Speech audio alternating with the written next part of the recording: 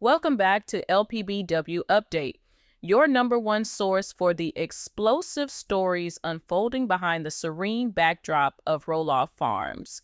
We are about to unravel a story so shocking, so meticulously planned, and so potentially devastating that it threatens to tear the Roloff family apart, not just emotionally, but criminally.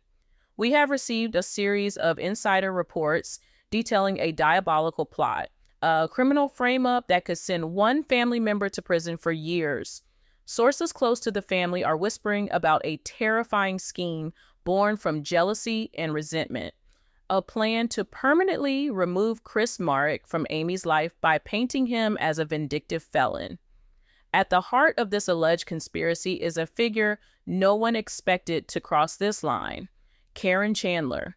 The whisper suggests Karen has planted stolen farm equipment to get Chris arrested, a move that has escalated the family drama into a terrifying new reality.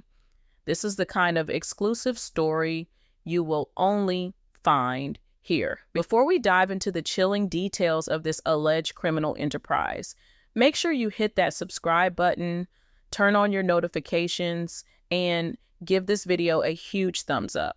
You are not going to want to miss a single second of this developing bombshell.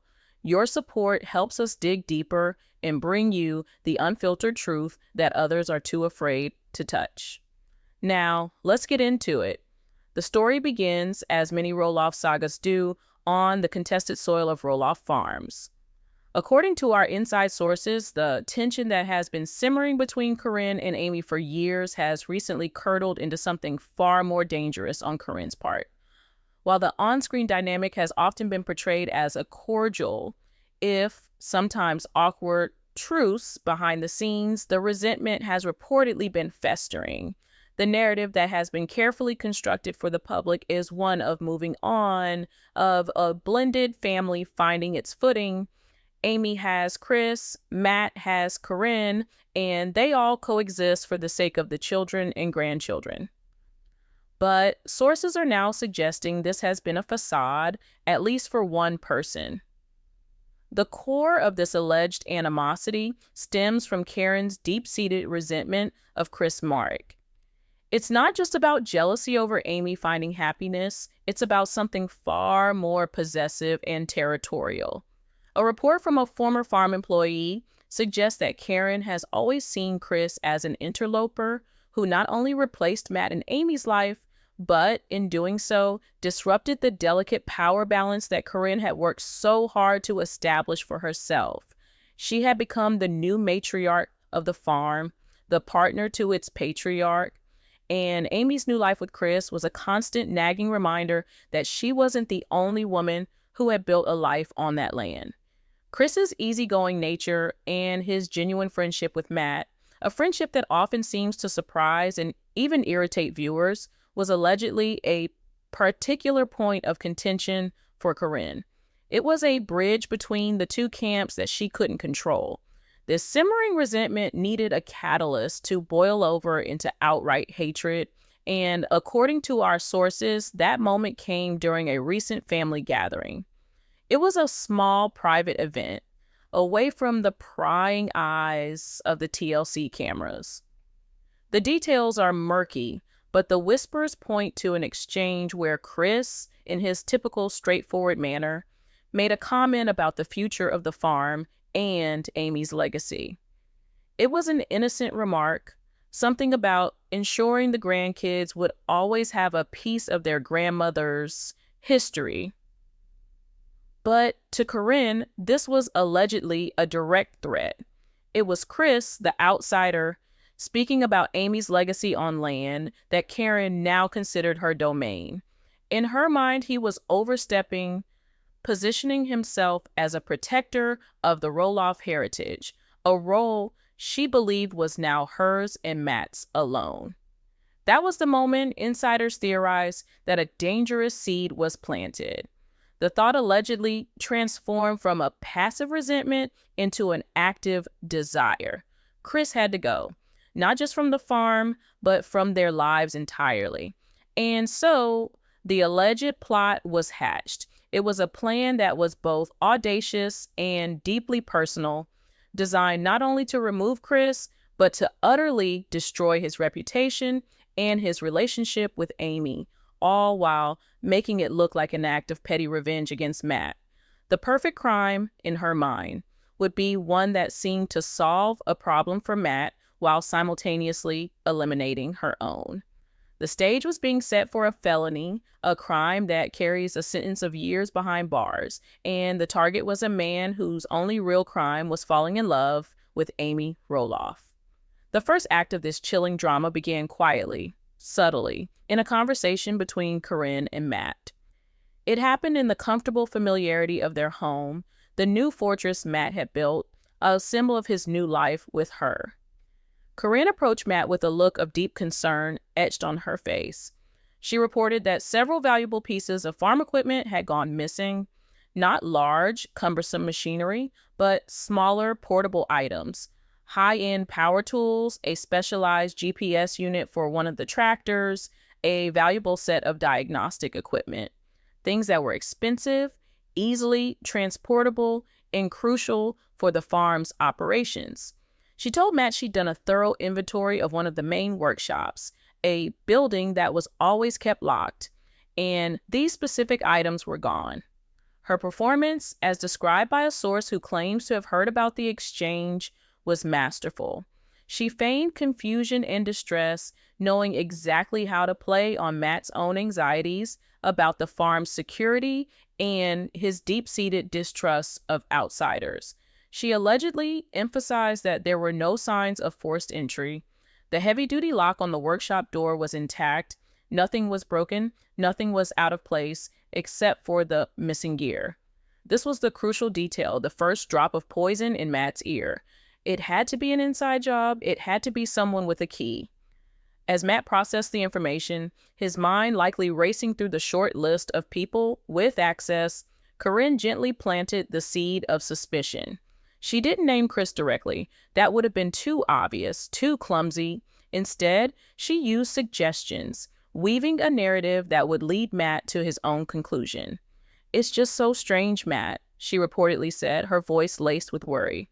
"It had to be someone who knew the farm, someone who knew exactly where that equipment was stored, and it had to be someone with a key." She let that hang in the air for a moment before adding the final insidious touch. "And honestly, it feels personal. It feels like someone is trying to hurt you, someone who resents you." The phrase hung there, charged with implication. Who, in their immediate circle, had a reason to resent Matt? The farm sale drama had left a trail of fractured relationships. His own sons, Zach and Jeremy, had felt betrayed, but they had their own lives, their own farms, and while the wounds were deep, the idea of them committing a felony out of spite seemed unlikely. But there was someone else, someone who, in Corinne's carefully constructed narrative, had every reason to feel slighted and to harbor a grudge against the patriarch of Roloff Farms, Chris Marek. He was the new man in Amy's life, the one who had, in a way, taken Matt's place.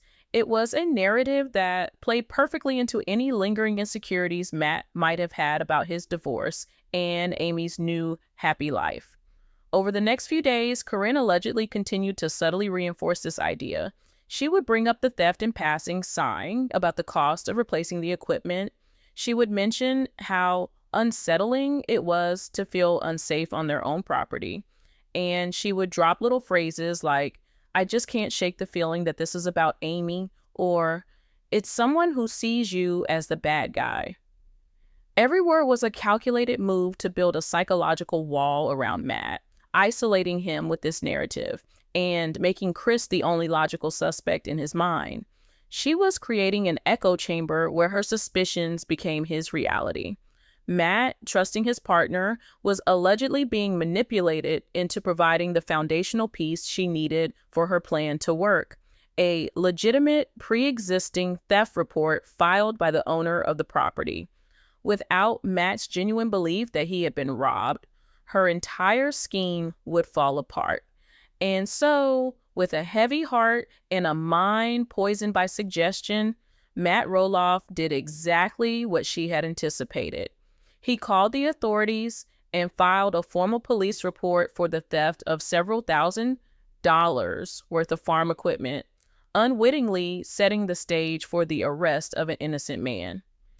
With the first phase of her plan complete, Karen moved to the second, the physical act of the crime itself. This was the part that required precision, timing, and a cold-blooded nerve that few people possess. She had, of course, taken the equipment herself. In the dead of night, days before she even mentioned the theft to Matt, she had allegedly used her own key to the workshop to quietly remove the items. She had a list, she knew what to take. Things valuable enough to warrant a felony charge, but small enough to fit in the back of a truck.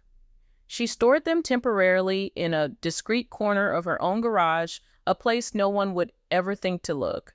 Her next move was the most audacious. She needed to plant the evidence, and she knew the perfect time to do it. She was intimately aware of Amy and Chris's schedule, a side effect of the blended family's attempts at communication and coordination.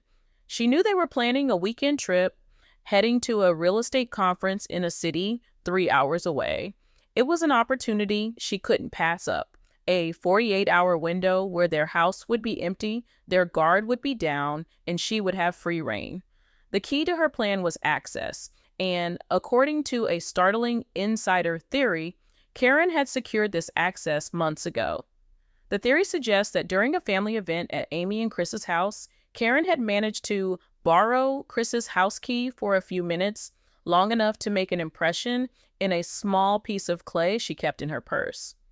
It was a classic spy movie trope, something so brazen it seemed almost unbelievable, but it was the kind of detail that explained how she could operate with such confidence. She had a copy made, a perfect duplicate of the key to Chris and Amy's home, a key that represented a profound violation of their trust and safety. On a Saturday night, with Amy and Chris confirmed to be hours away, Corinne allegedly put her plan into motion.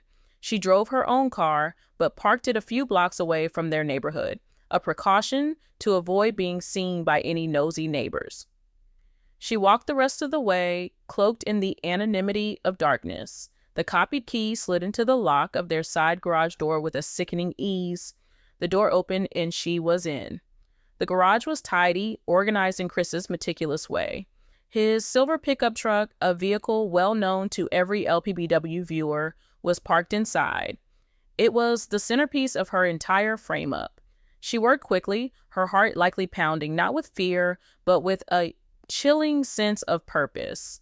She retrieved the stolen equipment from her own car and began to load it into the bed of Chris's truck. She didn't just toss it in, she arranged it carefully, pushing it towards the front of the bed, up against the cab. Then she covered it with a heavy, dark tarp that was already folded in the back of the truck, tucking the edges in to make it look like a deliberate, if hasty, attempt at concealment. To anyone who might glance in, it would look like Chris was simply hauling some covered cargo. But to a police officer with a reason to look closer, it would be a treasure trove of stolen goods. Before she left, she took one last look around. She had worn gloves, leaving no fingerprints. She hadn't disturbed anything else in the garage. Her entry and exit were seamless. As she closed the door behind her, locking it with the copied key, a sense of triumph likely washed over her. The evidence was in place. The trap was set. Chris Marek was, for all intents and purposes, already guilty. He just didn't know it yet.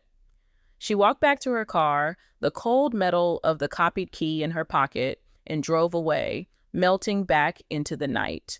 The stage was now set for the most dangerous part of her plan, bringing in the law. With the evidence planted and Matt's police report on file, Karen moved to the endgame. She needed to connect the two, to point the finger of the law directly at Chris Marek without ever revealing her own hand. This required a layer of anonymity, a way to deliver the tip without it ever being traced back to her.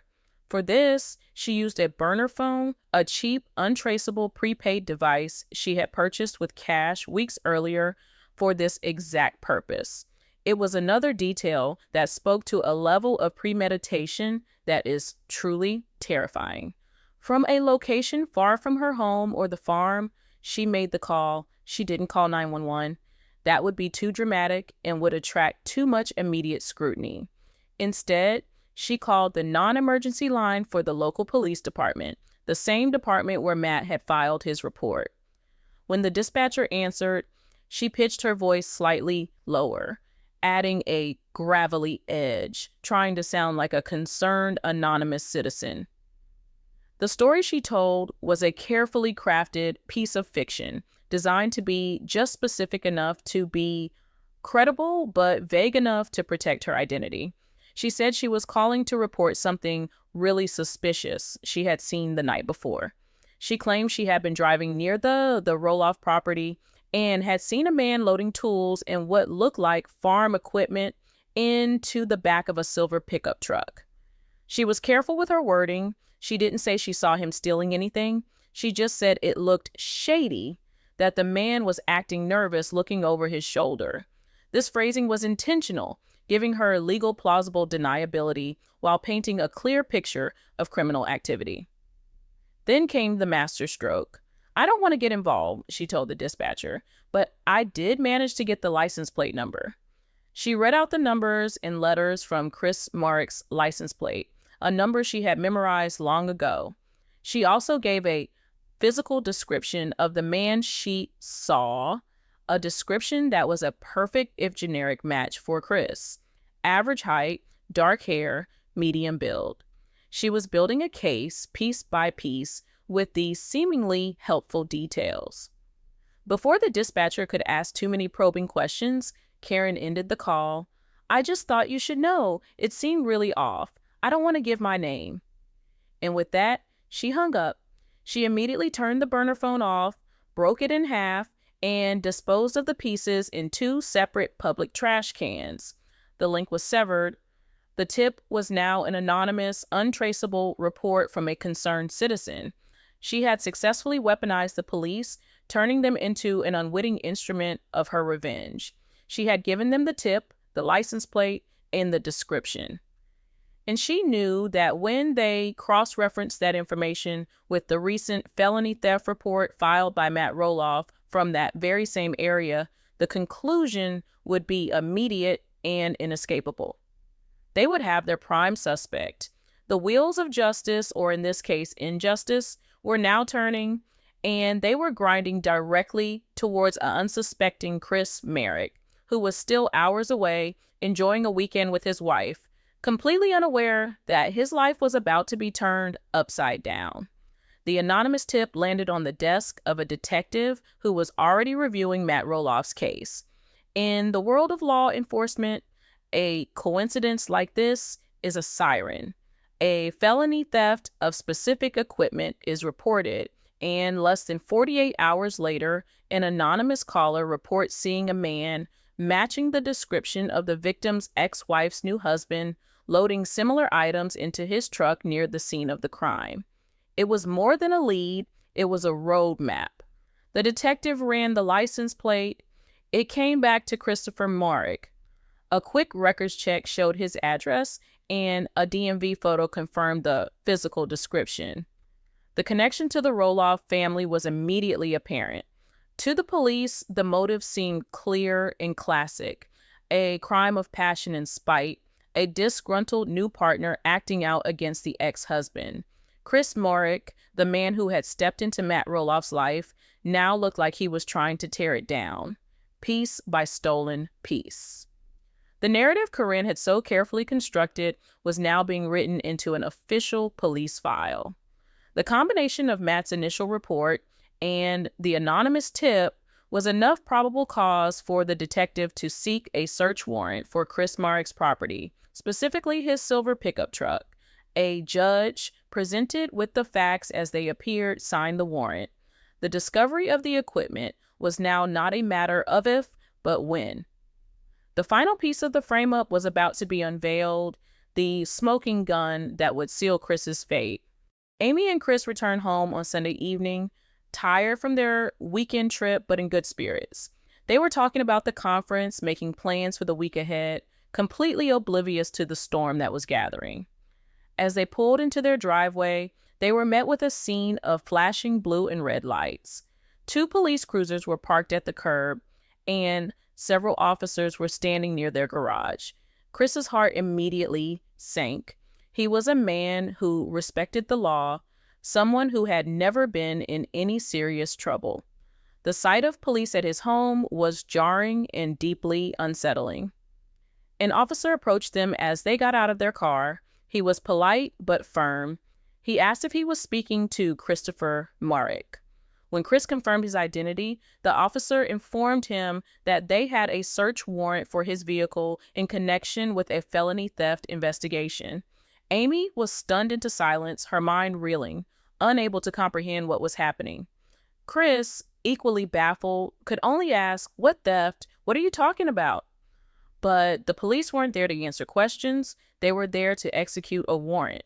They asked Chris for the keys to his truck, and with a growing sense of dread, he handed them over. The officers unlocked the truck bed's cover and pulled back the tarp. And there it was, in plain sight for everyone to see. The stolen power tools, the GPS unit, the diagnostic equipment, the exact items that Matt had reported missing from his workshop. For the police, this case was closed. The smoking gun, they had the stolen property, they had it in the suspect's possession, and they had a motive. From their perspective, the evidence was overwhelming. Chris stood there, blindsided, the color draining from his face as he stared at the equipment. He had never seen these items before in his life. He had no idea how they had gotten into his truck. He tried to explain, to tell the officers that there must be some kind of mistake, that he had been out of town all weekend. But his pleas fell on deaf ears. In the face of such damning physical evidence, his words were meaningless.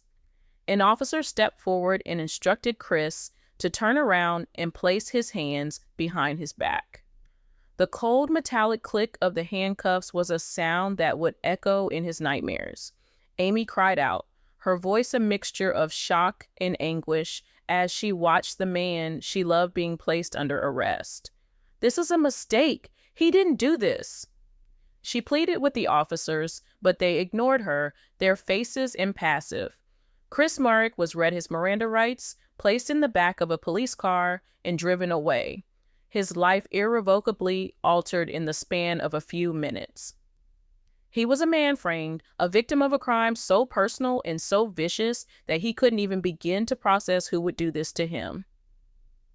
As the police car pulled away, leaving a distraught Amy standing alone in her driveway, Karen Chandler's plan had reached its devastating climax. Chris was arrested, the problem was removed, and she, the architect of his destruction, was nowhere to be seen. The betrayal was absolute, the setup complete. But what Corinne didn't count on, what she couldn't possibly have known, was that in his quiet, security-conscious way, Chris Marek had an ace up his sleeve. An electronic eye that had been watching the whole time, a silent witness that was about to blow her entire conspiracy wide open. The reckoning was coming. The arrest of Chris Marek sent an immediate shockwave through the Roloff family. But the first and most critical battle was being fought under the harsh fluorescent lights of a police interrogation room. Chris, still reeling from the shock, sat opposite two detectives. They saw him as an open and shut case, a man caught red-handed with stolen goods with a clear motive of jealousy and resentment. They pushed him, they questioned his whereabouts, they suggested he was lying to protect himself, trying to poke holes in a story he had yet to fully tell. But what they encountered was not the panicked denial of a guilty man, but the stunned, steadfast confusion of an innocent one. He told them calmly and repeatedly where he had been. "I was 3 hours away. My wife and I were at a real estate conference.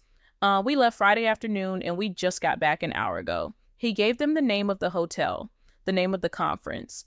He explained that he hadn't been near Roloff Farms in over a week. The detectives were skeptical. Alibis were easy to claim and often fell apart under scrutiny. They asked for proof, and Chris, with the help of a frantic Amy, who was now on the phone with a lawyer, began to build a wall of evidence so high and so solid that even the most cynical investigator would be forced to take notice. The first layer of this wall was digital and paper. Amy, working with their lawyer, began emailing the detectives a mountain of documentation.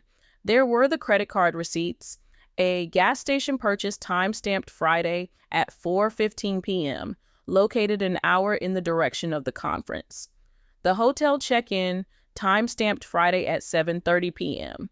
Receipts from the hotel restaurant for dinner that night and breakfast the next morning. Charges for the conference registration itself, multiple purchases from vendors within the conference hall on Saturday, a dinner receipt from a restaurant near the hotel from Saturday night, a final coffee and pastry purchase from the hotel cafe Sunday morning, time-stamped at 10 o'clock a.m., followed by the hotel checkout receipt a half hour later.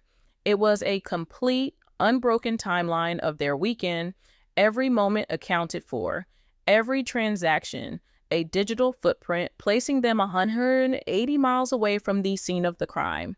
But Karen's plan had been clever. She had allegedly planted the equipment on Saturday night, a time when she knew they would be gone. The police could argue that Chris had an accomplice, someone who planted the equipment for him. The alibi, while strong, wasn't enough to completely erase the damning evidence sitting in his truck. They needed something more. They needed visual proof. The detectives, following procedure, requested the security footage from the hotel. They wanted to see Chris and Amy at the conference to verify their presence. The lawyer immediately complied, and within hours, the detectives were reviewing footage from the hotel lobby, the conference entrance, and the parking garage. And there they were, Chris and Amy, clear as day, checking in on Friday. Chris and Amy walking into the main conference hall on Saturday morning. Chris and Amy having dinner in the hotel's public restaurant on Saturday night. The footage was time-stamped, irrefutable. It was impossible for Chris to have been anywhere near Roloff Farms at the time the anonymous witness claimed to have seen him.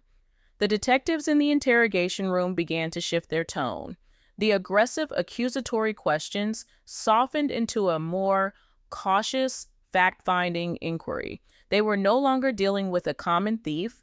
They were dealing with a man who had an airtight, verifiable alibi that contradicted the physical evidence. This was no longer a simple case. It was a puzzle. And as they looked at the mountain of proof in front of them, they realized a critical piece was missing. If Chris didn't put the stolen equipment in his own truck, who did? The investigation was about to take a 90-degree turn, and it was Chris himself who provided the map. It happened in a flash of memory, an image that cut through the fog of his confusion and fear. As the detectives asked him for the 10th time about the security of his property, he suddenly sat bolt upright. "My camera," he said, his voice filled with a newfound energy. "I have a camera." The detectives leaned forward. Chris explained that he was a bit of a tech and security enthusiast. He had several cameras around his property, but more importantly, he had a motion-activated wildlife camera. One he had set up a few months ago after a deer had wandered through his yard.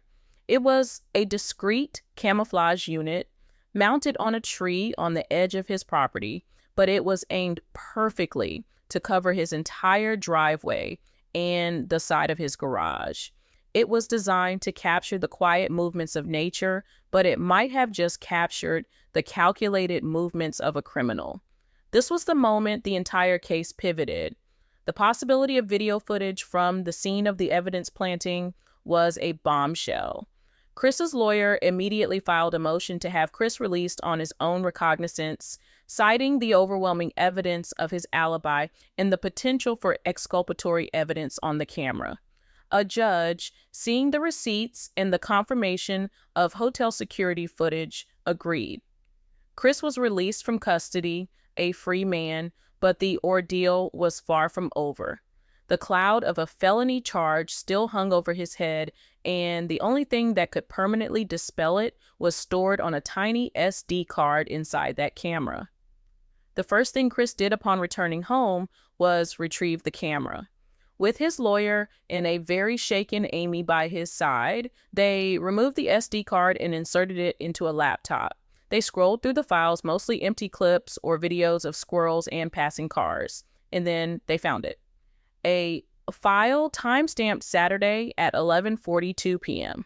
Chris's hand trembled slightly as he double-clicked to open it. The video that played was grainy, shot in the ethereal black and white of infrared night vision. But it was clear enough. The footage began as a figure entered the frame from the side, walking with a distinct purposeful stride up the driveway. The motion sensor had been triggered perfectly. The person was wearing dark clothing and a hoodie, their face obscured by shadows. But the build, the height, the way they moved, it was eerily familiar. The figure approached the side of the garage, the exact location of the door Karen had allegedly used. They paused, fumbled for a moment, and then the door opened. The figure disappeared inside. Several minutes passed. Then the garage door opened again, and the figure emerged, closing and locking the door behind them. They walked back down the driveway, but this time they hesitated for a moment under the faint glow of a distant streetlight. The hoodie had slipped back slightly. It was only for a second, but it was enough. The profile of the face, the distinct hairstyle, it was unmistakably a woman. And not just any woman. It was a woman with the exact build and profile of Karen Chandler. But the video had one more gift to give. As the woman hurried away, a car that had been parked just out of the camera's main view pulled away from the curb. The camera caught the last few seconds of the car driving off, capturing the distinct shape of the taillights and the unique silhouette of the vehicle. It was a perfect match for Corinne's late model SUV. Amy gasped, her hand flying to her mouth as tears welled in her eyes.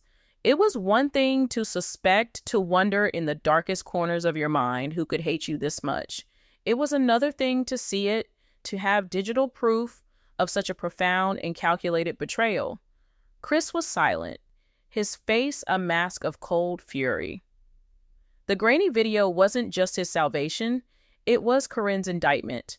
They now had the smoking gun, and it was pointed directly at the person they least expected and most feared.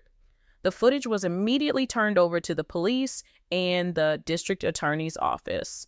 It was the final, irrefutable piece of the puzzle.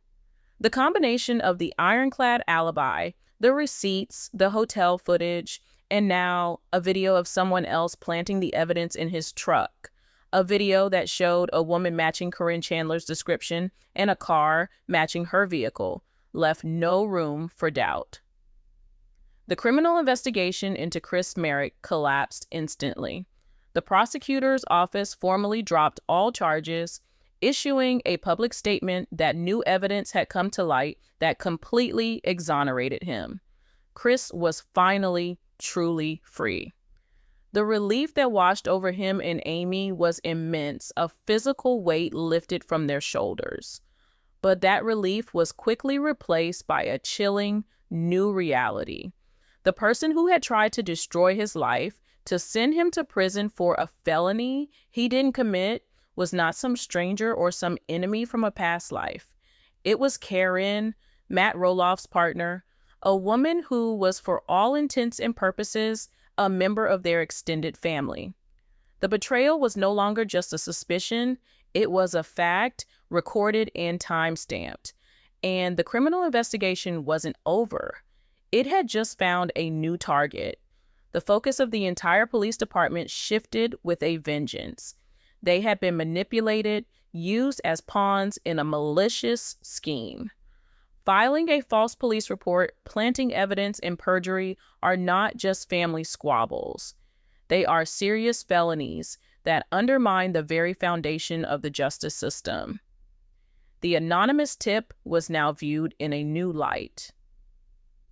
Forensics experts began working to trace the burner phone, and while Corinne had been careful, she wasn't a professional criminal. A report suggests that cell tower data from the time of the anonymous call placed the burner phone in a location just a few miles from where Corinne was known to be that day. It was another piece of circumstantial evidence that was beginning to form a tight ring around her.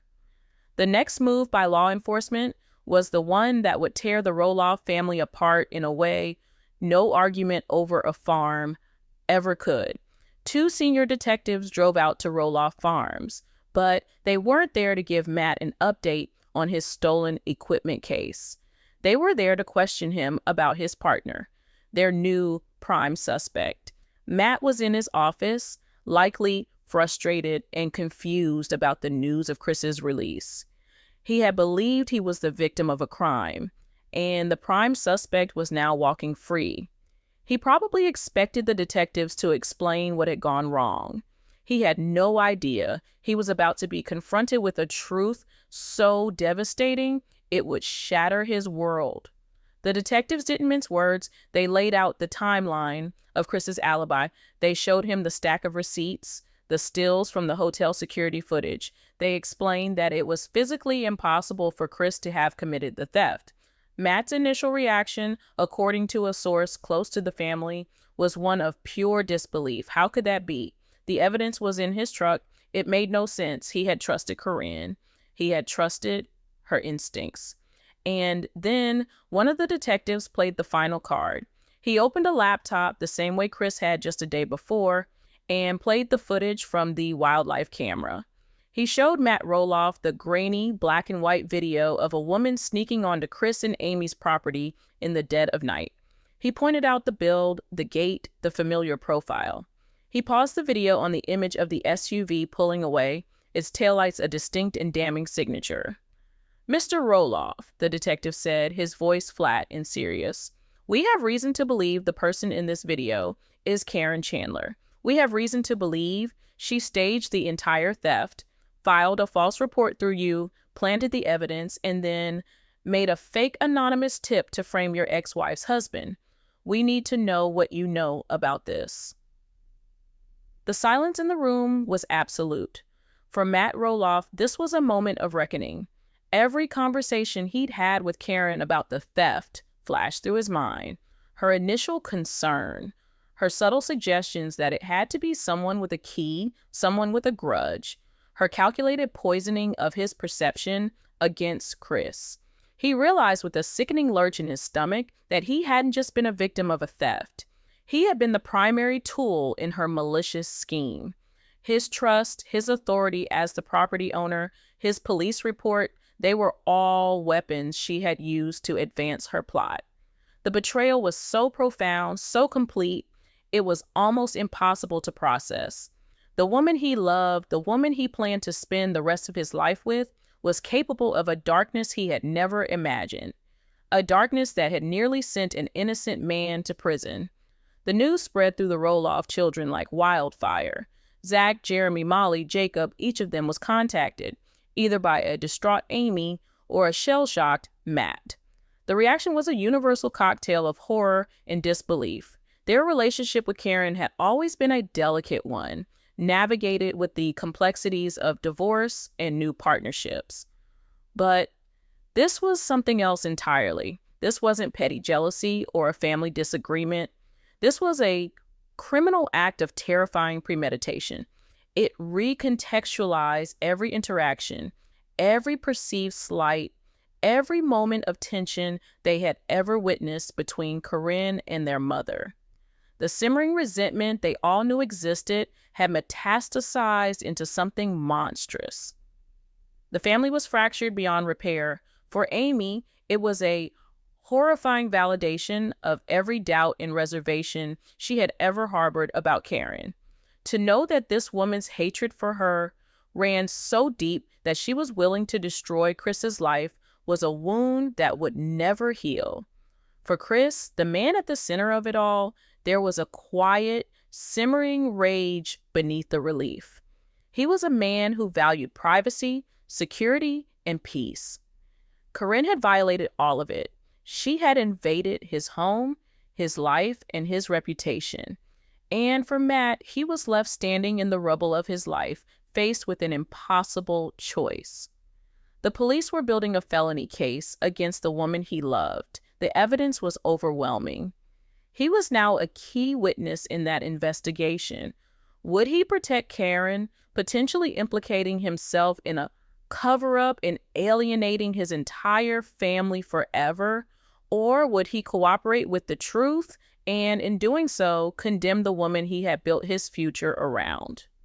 The family drama, which had so often played out for the cameras as a source of entertainment, had crossed a terrifying line. This was no longer about a farm. It was about a felony. It was about a betrayal so deep it threatened to consume them all. The future of the Roloff family and of Roloff Farms itself was now hanging by a thread, waiting to see what Matt would do next, as the shadow of a criminal trial loomed over them all. The cameras may have stopped rolling, but the most devastating chapter of the Roloff story was just beginning.